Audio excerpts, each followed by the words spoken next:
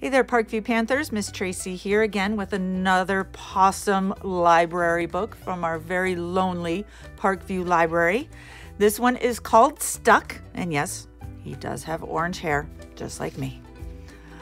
This is a fun little story, so here we go. It all began when Floyd's kite became stuck in a tree. He tried pulling and swinging, but it wouldn't come unstuck. The trouble really began when he threw his favorite shoe to knock the kite loose. And that got stuck too. So he threw up his other shoe to knock down his favorite one.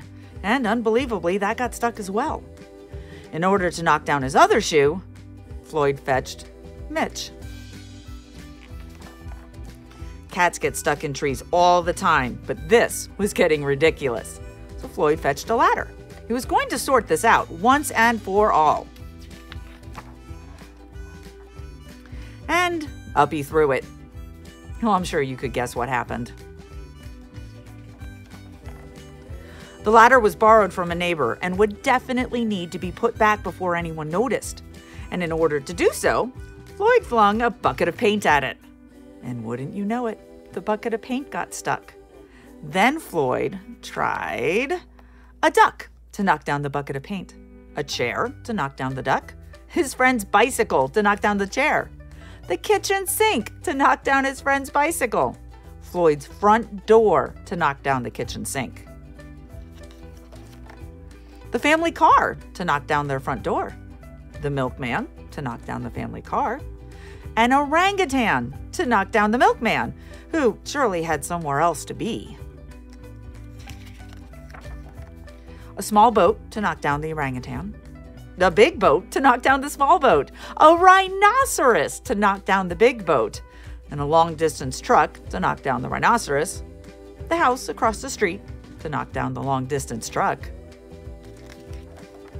a lighthouse to knock down the house no longer across the street, and a curious whale in the wrong place at the wrong time to knock down the lighthouse. And they all got stuck.